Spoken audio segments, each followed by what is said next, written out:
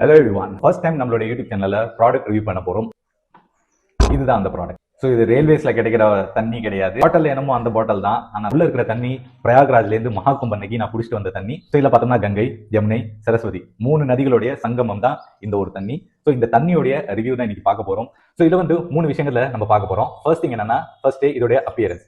பாத்தீங்கன்னா இதை நான் வந்து பிப்ரவரி மந்த் வந்து குடிச்சிட்டு வந்தேன். ஸோ ஃபெப் எண்டில் 6 மாசத்துக்கு மேலே ஆச்சு. பார்த்தோம்னா இதுல மேல வந்து எந்த இம்பியூரிட்டிஸோ இல்ல ஃபங்கஸோ பிடிச்ச மாதிரிலாம் கிடையாது.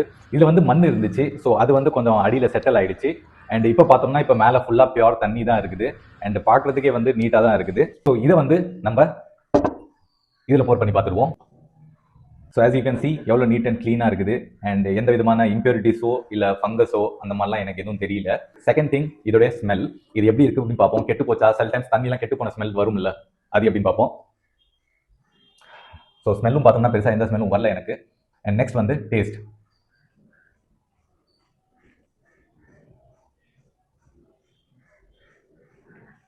So taste is also good. Bad taste எதுவுமே இல்லை. நார்மலாக ஒரு தண்ணி எப்படி இருக்குமோ அந்த மாதிரி தான் இருக்குது. ஸோ அந்த இடத்துல நான் சொல்லுவேன், நிறைய பேர் சொல்லுவாங்க இல்லையா, கங்கையோட நீர் கெட்டு போகாது அப்படின்னு சொல்லிட்டு. So hair is a proof. தண்ணி வந்து கெடல, நல்லா தான் இருக்கு, ட்ரிங்கபிள். இதை குடிச்சிட்டு எனக்கு ஏதாச்சும் சைட் எஃபெக்ட் ஆச்சுன்னா அடுத்த வீடியோவில் போடுறேன்.